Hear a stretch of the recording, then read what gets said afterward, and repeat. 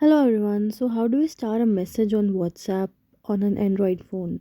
Well, let's learn it together in this video. So first step is to directly go to the WhatsApp and click on any chat whose message you want to star. So what does star mean? It means that highlighting that message to another section of your WhatsApp. So there's our star messages also that I'll show you later in the next video. How do we star? I'll let you know first.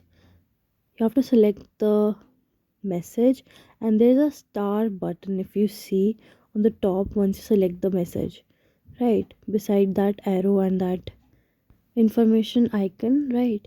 So that star thing on the top when you select the message is your way to start your message. So if you click on that, then it will show a line on this that star, right? So if you want to unstar it, how do you do it?